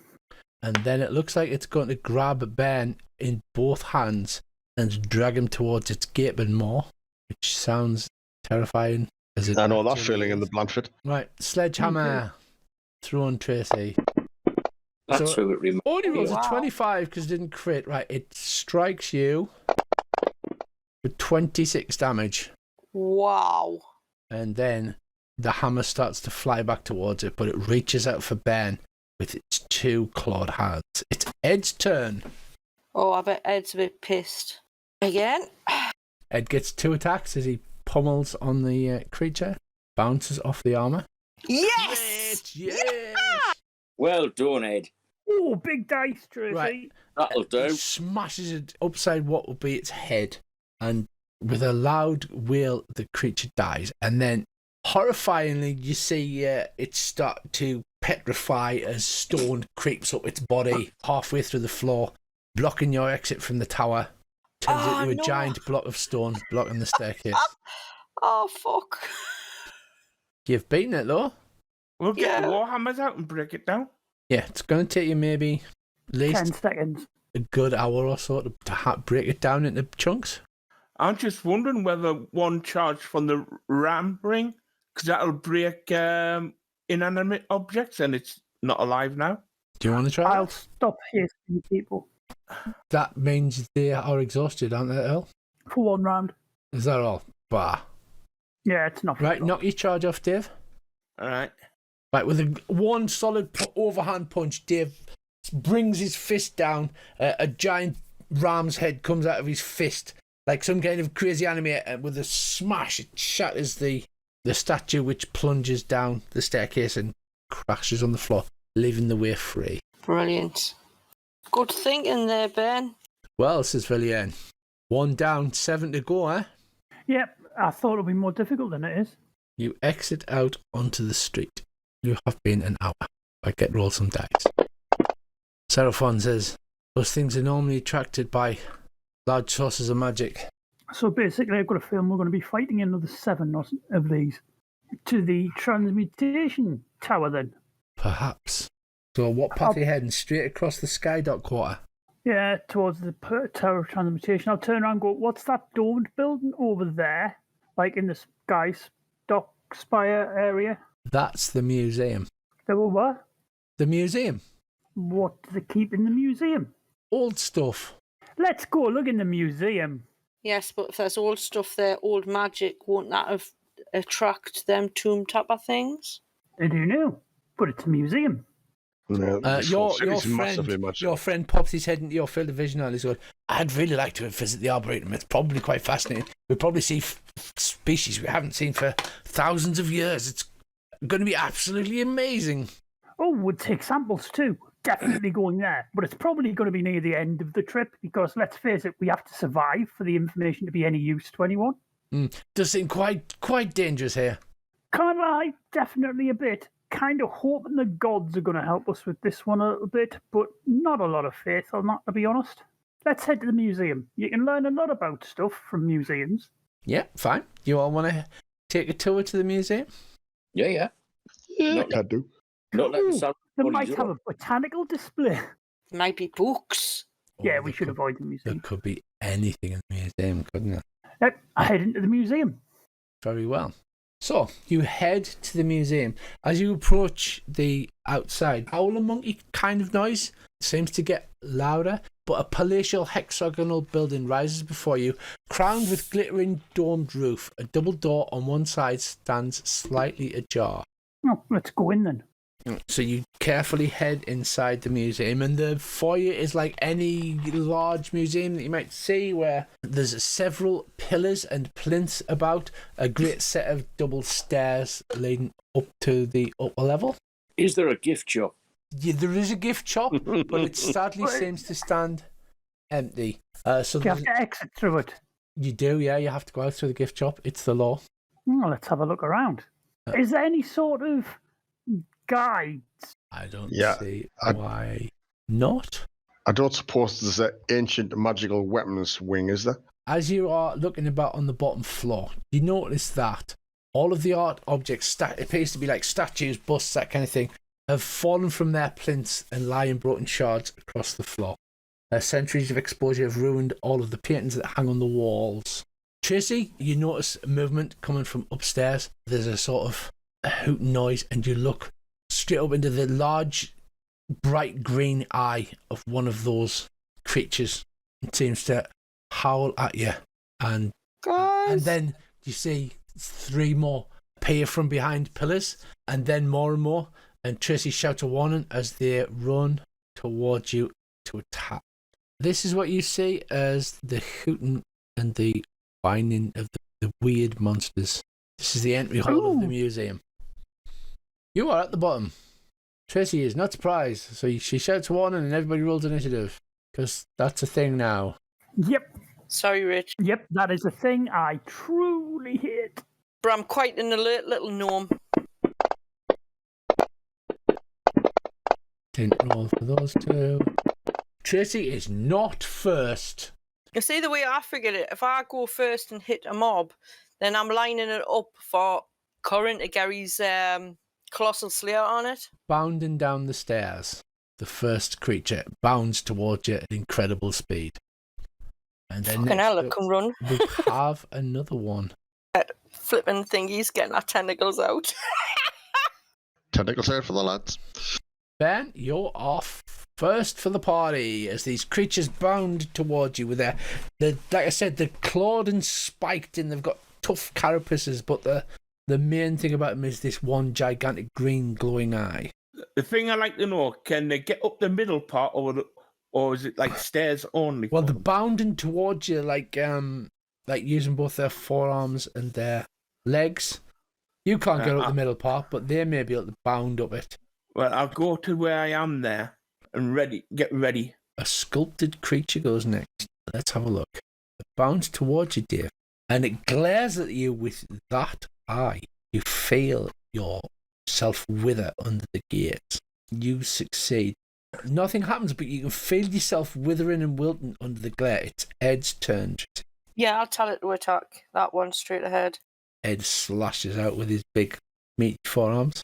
And misses the bulging creature.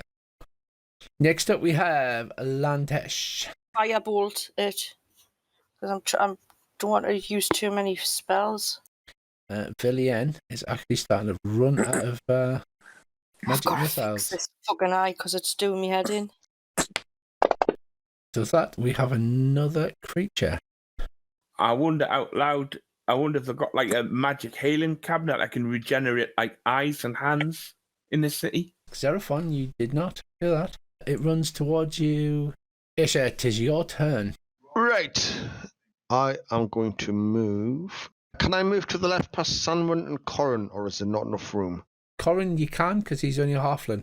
So Yeah, he just keeps parting my hair as he steps over. Yeah. So you can move through Sanwin for 10 feet of movement and over Corin, parting his hair as standard move. I'm passing over Cohen that way. Cohen's going to have a callus on the back of his neck. All right. I'll just move forward so I can get line of sight of that one on the floor down there on the right. Okay. And then I target the one on the right and I let loose at it with Guiding Bolt upcast to level 3. Okay. Are you actually wondering that out loud, Dave? Aye. Okay. Seraphon says we don't have a hospital, but the Tower of Necromancy would be able to cure that kind of thing. Evilian claps hands together and goes, "Oh, necromancy!" And by your effect, you blast it, and it is wounded. Giant badger, Tracy. Oh, it won't let us move me badger. It just moves the map when I try and move the badger. That sounds so wrong. That is weird. Where do you want it to move to? The right-hand one that's coming towards where? Yeah, there, and engage in... Does a bite attack. And then it does a claw attack. Both missing. Sandman. I've just realised what I'm going to do is going to break the game, so bear with me just a second. Why so have you targeted everything? I don't like this, Earl. I couldn't blow the room up. So, 4th level, twinned Scorching Rays. I am going to fan the room, and I'll have to do them one at a time, obviously, but I'd target them all at once and then realised if I roll that, then things are going to explode. Yes. Quite literally. So how many rays do you get for 4? 5. So I'm shooting 10 rays. Okay. I'll do 2 to the ones in front, 2, 4, 6. 2 to the one on the far left. No, just and then just roll them. Yeah. Roll them if you got them. I don't mind. I'll just turn on the elevator music for the rest of the party. Dun dun dun dun dun dun dun dun dun dun. As it all just goes and shoots, and apparently he's missing half the time. So feel free to talk among yourselves while machine guns the entire casually sorting us out of the way. Critical, baby. Boom, dead. Another critical. Oh, it's all coming up well. Well, other than being trapped in the gem. Yeah, these are definitely that creature that you saw frozen into the ice in the Cave of Hunger. Oh, we're finished yet? Oh, that's it. Yep, I'm done. Awesome, you managed to kill one. And now you're moving to next to Lantesh. Yeah. Yeah, so you step forward, not a problem. Next up we have this creature here who will move to there and he gazes at you, Earl. Turns his eye upon you. You feel yourself wither. Your skin begins to wrinkle. Feel your hair beginning to turn grey. Corin, it is your turn, sir. Right. And we'll put an arrow into that one. Right, we can have a second one. Oh, it's a crit! You shoot it in its big green glowing eye and dies horribly. There we go then. That'll do for me. We have a new round and we are back to the colossal creature. I can move to there. And that one also turns its terrifying one-eyed gaze upon you, Will. But you save and take no damage. That's the way, guys. Line up. That won't go bad. Ben, it's your turn. Move there. I will rage. And as you slash into the howling creatures, you do heavy damage to them. Yeah. That's mine turn. Yep, Ed. Can I command it to attack the middle creature? Mm-hmm. You can move across and swing out. Yeah, it's because I've got something planned. Have a go at that bastard. That's his turn. That's his turn. Lantesh. One-eyed Lantesh. Right, I'm moving up. Yep. And lightning bolt the three of them in a line. Oh, nice. I had to get Ed out the way, you see. 2 failures, 1 half. Roll your damage. Ouch. Yeah, 2 of them completely explode with lightning, leaving 1 badly damaged one. Right, and I've got 5 things of movement. I'll just step to the back there. That's me. Villian is not going to use her magic missile wand anymore because she's used 6 charges. Has she got anything fun? Not really. She's got normal magic missiles. Guess we'll just try one of those, huh? It does not die. This one bounds forward, however, and turns its gaze upon Aisha, who saves. Coises, fight again. Aisha, your turn. I target the one that's just trying to do me. And do him. Oh, I fire off till the dead. Bong. He failed to That's save. the news at 10 spell. Yeah, then use a 10 spell, 1d8 damage. 5. And I start humming that ancient bardic song. 2 can play that game. Indeedly doodly. Giant Badger. He might as well hit that one. Mightn't he? As he goes in for the old bite. Go on, bite the bastard. Crits! Get in! Go, Badger, go. Good round for Mr. Badger there. It is. Sanwin. Blast the Sanwin. Firebolt. Not a good shot, mate. Not a good shot. Well, I did my best. Someone else now. Right. Well, we shall start with that one in the middle there. Give him an arrow. You're kidding me. All right. Let's try that again. That's better. Yeah, it goes down. You seem to have the measure of these folks. Ben, it is your turn. Right, I shall move up to the remaining one and twat him. Oh, here we go. 2 attacks with his flanking. Yeah, you easily chop that one down, and they all lie dead on the floor before you. For once, they don't explode into fire, turn to stone. They just die on the floor. Excellent. We could sleep here and have a night in the museum. Nothing will go wrong. A night in the museum. Oh, bad pun. Thank you. Right, we should search the museum. So you're heading upstairs then? Yes. Everything on this floor seems broken. As you head upstairs, you come to a room that's identical to the one below but reversed. So you come up the stairs from the other end, and suspended from the ceiling of a spacious 50-foot square antechamber is the glittering frost-covered corpse of a 30-foot long aberration shaped like a funnel, resembling an anemone. A tooth-filled maw at the wider end is surrounded by ruby cilia, and around it dangle 4 limp spindly appendages, each one ending in a clawed hand. At the opposite end of the body is a tail with a stinger. A frost-covered plaque is bolted to a pedestal nearby, and the entire display is framed by 4 pillars that are oddly frost-free. That's one of them funny things that was in that fresco. What does the plaque say, Sanwan? I'll read the plaque, please. It says, "Do not touch." The plaque is covered with frost. You would have to wipe it off. I'll use prestidigitation to clear it off. You'll prestidigitate it. Right, so it says, Adult Farim, do not touch. And underneath it says, Dwellers of the Underdark, Farim are malevolent aberrations that are master spellcasters and highly resistant to magic. They use their telepathy to control the weak-minded. They strive to erase all other beings from existence and are known to have caused the collapse of the Saruka Empire of Isatosafel.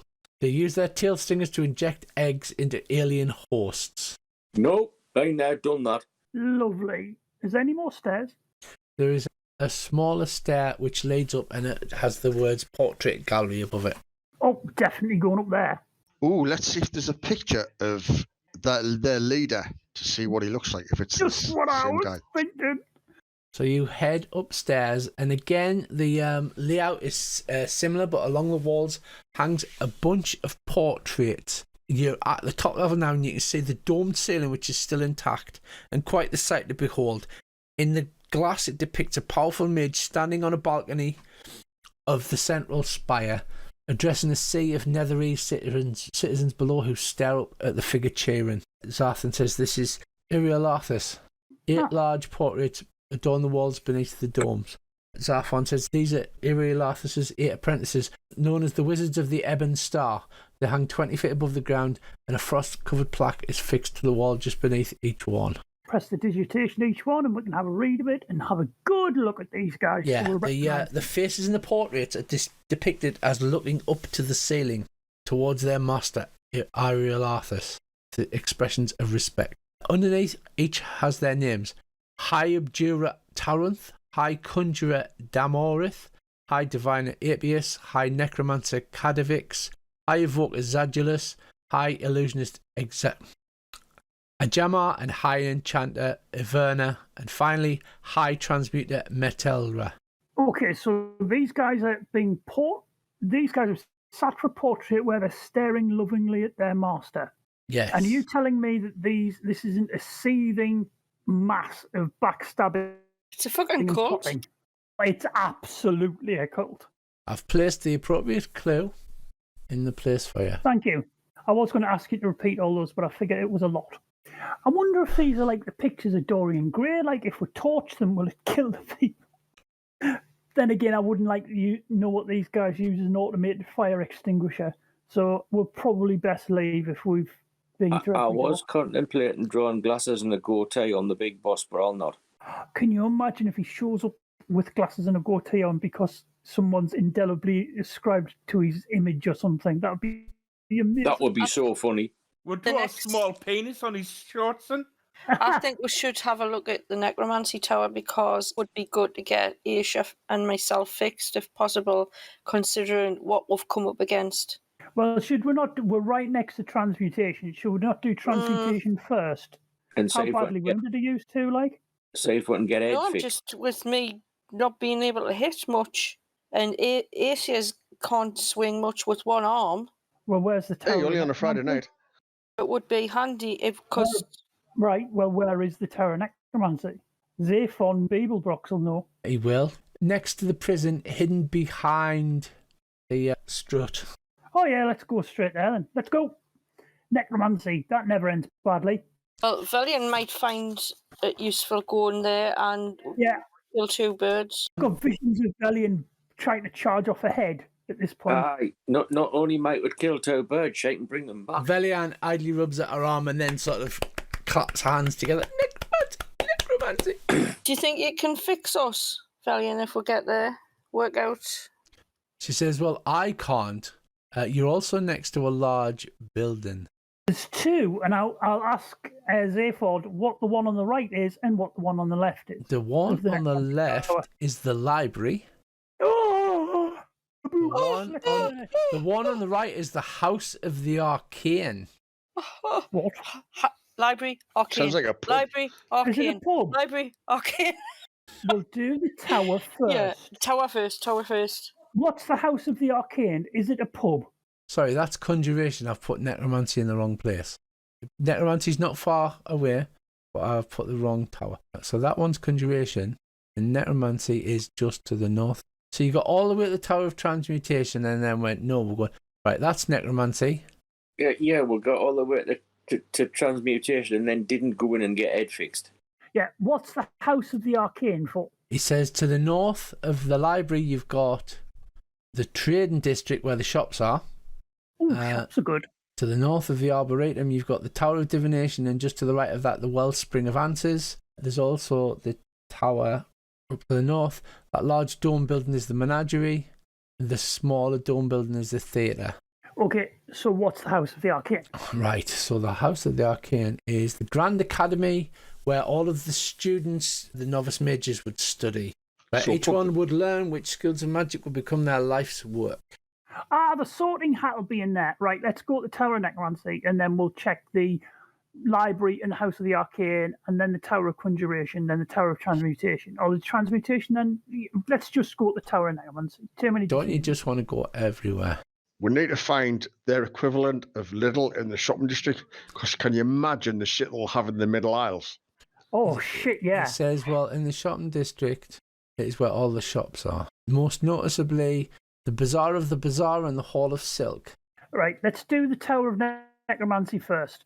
Right, that's the given, because we need to fix people. Is that the one that fell over by the looks of it? Yeah, that could be a problem. Earl, you should be able to just drag the token on your route. Right, so you're passing around the edge of the Bazaar district and past the front of the theatre. Yeah. As you pass the theatre, you can see that the roof of the dome building is wrecked and open to the elements. And the Menagerie, the crystal roof is marred by a web of cracks, although it's still reasonably intact. And you approach the Tower of Necromancy. The short conical tower, supported by arched buttresses, stands on the edge of the city. On the outward facing side of the tower, there's an eerie green symbol representing necromancy, and a metal door leads to the base of the tower. Yeah, I've done my stint in the gems. Someone else can do this bit. We asked Bob too what he knows about this tower. Nothing. The necromancers here being allowed in except for healing, and then even on the bottom floor. All right, at least the healing's on the bottom floor. I know that's where the attendants come down. The tower's dimly lit inside by a green luminescent fungus called Ormu. Earl, your friend goes, ooh, I haven't heard of that one before. I hold out an empty jar to Sandwin. Don't say a word, just like pull a jar out and just hold it for him. I'll go first on this one. Right, so there's a metal door in front of you. I asked Bob too, the times he's gone in, has he waited outside and someone's brought him in, or has he just gone through the doors? I've only been with my master and he doesn't wait for anybody, so he just walks in and I walk in behind him. Can I just ask him, did you also just walk in with your master into the Tower of Abjuration? When I was following the master, yes. So it doesn't mean that this isn't trapped, it just means that, so be very careful. All of the people that died were brought here. It should be unlocked. The Tower of Necromancy is kind of like a morgue as well. I'll push it open, one of the doors with me Warhammer if I can. You push the door open, a caustic smell assaults your nose. And behind it is a circular chamber. Grey disembodied hands skitter across the room. Imagine Thing, but all grey. The room itself is lit by an eerie green glow. Do these hands look like... They look like Thing. They literally look like Thing as they skitter around the floor. Yeah, but I observed them for about 20 seconds. Do they look like they're running around doing jobs and stuff? Yes. Zephron says, those who use as assistants in the Tower of Necromancy. Okay, I'll open the door a bit more. Right, you push I'll the shout door. hello. You push the door open, and you've seen some fucked up things in Icewind Dale, but this one's a doozy. Chairs are neatly arranged around the room, some containing seated bodies missing their hands. Various pieces of surgical equipment sit on tables and shelves around the room. A one-eyed creature is restrained to a blood-stained bed in the centre of the room. and near the table a brain floats in a liquid-filled jar with a crude face drawn upon it. You hear it humming to itself as... Or is it scanned to Mark 1? Well, that's excellent, Lawrence says. But first we need to incapacitate the creature without damaging the body, so I don't want to upset it. What do you suggest? We got a bunch of chemicals on the shelves there. Oh, I shall wander over and have a mooch. If there's anything I can do, just shout. Yeah, there's a whole bunch of alchemicals, sort of jars. If you imagine an old Hammer House of Horror jars, there's like pickled insects and like, hands and tongues and that kind of thing. He says, I'm sure there's something at the back there will be able to help. Simon, I might need a hand with this bit. Yep, not a problem. No pun intended. Well, I suppose we'd better say if we can find suitable chemicals. Yeah, and the hands farm it out and goes, yeah, so you search through the jar and you find something that you think might knock them out. It's kind of like a goopy sort of green slime stuff. Larry says, yeah, that'll work. Okay, Larry. Well, how do we administer it? I would kind of just goop it on. Okay. Well, I'll pour it on. Pouring green goop on the thing thrashes about for some amount of time and then seems to pass out. Well, that seems to have worked.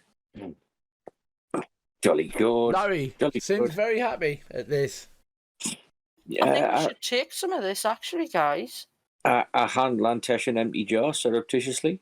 Might work in emergency sake, you know what I mean?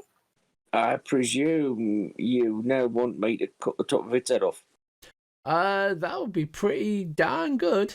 Yeah, chaps, I could do with every bit of assistance anybody could care to offer. I take you need guidance as well? I wouldn't say no. Valian might be familiar with chopping things up like this. Valian is watching intently, looking at Larry with some kind of curiosity. Bordering on lust by any chance? Possibly. You need to make a medicine check to determine the best place. Well, I could do with being guidance if you don't. Yeah, I had a problem with my mouse. Hang on. Good man. Yeah, so you reckon you've figured out where to just saw the top off? It's just like a boiled egg.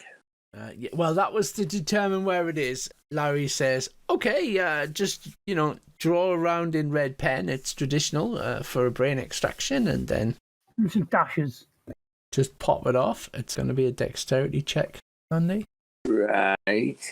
Right, so, Andy, with ease, you expertly saw the top of this thing's head off. There's an empty jar. Is brought in by 4 of those crawling hands, like underneath it. Sort of walk the jar in, and it's already full of that green goop that Larry is resting in. He says, just pop the brain in there, and that should be that. Well, I thank the hands very much, and I'll remove the brain and plop it in the jar. Right, there's a wet ploppy noise, and it sort of half sinks in. And Larry's little 2 hands clap together, and he looks happy, and he's like, that's incredible. Let's now we'll just see if it survives, and then whether it survives with any kind of trauma. The ones we've encountered have been quite angry. Well, I'm sure they have, but they're in Larry's place now. Ah, Larry land. Larry has a wink drawn upon his face. So let me prep these folks for surgery, and while we do that, is there anything else we can do, guys? Is there anything I can help you with? A code, please. A code? For gaining access to the Mythalore. Oh, sadly, only my master would know that code. And he's upstairs. He's been working for quite a while now. I'm sure he could be disturbed. Well, I'll tell you what, right? Everyone's sorted, and then we'll probably just pop up and leave them a note. I mean, I guess it's okay. Yeah, you guys have been very helpful. He rubs his hands together. Oh, we're happy to help. We go out of our way to be helpful to everyone. It's been an absolute pleasure. must say. Oh, no. The pleasure has been all ours. And Now- particularly mine. There's 2 doses of that torpor left, so I don't know if you want to kind of go them up. Yeah, right. Might be kind of fun. Well, it seemed to work on that creature, didn't it? Yeah. Just pop a bit on a rag and get them to breathe deeply.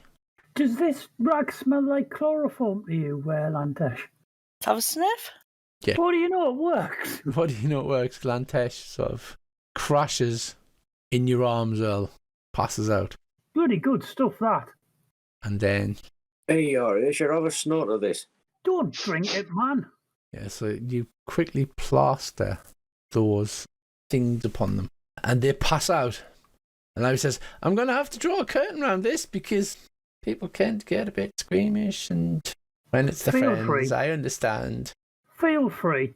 Around an hour passes. The rest you can take a short rest if you want, or you can wait. I'll just sit my feet up. I'll keep my short rest for Ron. So, Tracy, you come round. You can see out of both eyes again. And you've got one of those little white gowns on where you've got a bare ass hanging out the back. It's cool. And you walk into the room and smile at the party, who may or may not look quite shocked, as a missing eye has been Oh, replaced fuck. with a dragonborn eye. Oh, dear God. Oh, shit. You can see perfectly. Nice. And you're like, it's working great. Tracy walks out into the room and you can see she's got one, like, dragon eye. Is that like with a slit like a cat? Because I'll be Yes. like, that looks so good. Oh, fuck. Yeah, hey, Dragon Eye, I'm all for it. I'm like, that, wow. Just, wow. Aye. Bob says, yeah, we do good work here in the Tower of Necromancy. Rubs his 2 thin hands together. Thank you. That is like just amazing. What does he do to Valian and Aisha, though? Shall we, Oh, Oh, I God. can't wait. I'm terrified. shall we see? Right, Aisha, you wake up next. You're bollock naked, except you've got the white gown on with your arse cheeks hanging out the back. He's used to his arse hanging out. I'm more used to them, more dressed than usual. Then. Your hands in one of those big bandages, like massive big bandages. And Larry says, come on in, we'll do the great reveal together. It'll make a great reality show. I don't know what one of them is, but let's. Hands skitter all over you, basically giving you that creepy feeling, and they begin to unwrap the bandages. And underneath the bandage is a goblin hand. Oh, God, that looks weird. He goes, perfect. Can you just wiggle your fingers for me? Now touch your thumb to each finger. See, it worked 100% perfect. Must have been a big fucking goblin. Oh no, you're a Jeremy Beadle. You've got a- No. I'll turn around and go, that might feel good. Just saying, You'll feel big. Little hand. you'll feel massive with that thing. And finally, Oh, God almighty. This is getting worse now. Valian wakes up and she's Oh, got shit. a vampire's eye. Oh, God. I should be happy with that. Appropriate or what? It's like black. There's no white. It's black, and then the outside's like blood red. She'll love that. Probably suits her really You're well. absolutely the best ever, I'll say to Lawrence. You're amazing, you. Well, thank you. I try my best. Obviously, stocks were quite low, so I had to kind of make do with what we had. But it's all Thank good you in the anyway. end. I'll go and kiss the jar. He looks kind of embarrassed. I didn't draw an embarrassed emoji. Or did I? I'm not sure. I hand drew all them, You get an example one and I drew them. Oh, there, you kiss- excellent. You kiss the jar, eh? Just to say thank you. Okay, well, this is the closest I can get. He looks surprised. He's like, whoa! Hot stuff. It's a good job you wasn't in a ring, Lantesh. Hot stuff. If you need the password, you'll need to speak to the master upstairs. So, like I said, it's been working up there for quite a while, so I'd be He's very probably done respectful. by now. Oh, definitely. Thank you. We'll probably be back down in a minute for more repairs in 1 hour look. Okay. And as you head up the stairs, the little hands stand and point the way. circular stairs that lead around the outside of the tower. On the other side of the room, as you head up there, that's where we'll finish for the night. As you head upstairs to the master's chamber. That was class. Brilliant. Love it. It's like, I have a dragon's eye. I have a vampire's eye. I've got a goblin's hand. Hey, I can still use my great axe now, though. True. It is true. And that way you'll Before never we lose them. finish tonight, I need a roll off you guys. I'm going to ask for one roll before we finish tonight. Great. Yeah, fails. Thought I would. Let me have a look here. So Tracy failed. Oh, you've caught those. Corin failed. Corin failed. Caught doors of what? Everybody else succeeded. Tracy, you and Andy, as you're crossing the room, let out a little cough. It's like a hacking, whooping cough thing, Oh, God. which is unusual, as does Felian. Oh. It's just weird that you both coughed at the same time. Can I just ask Larry why am I coughing? I don't know. I've never had that effect before. So succeeded. Can you give me a straight D6 roll, please? The people have requested. There you go. The Sandman got a 5. Ben got a 5. And Bracy got a 6.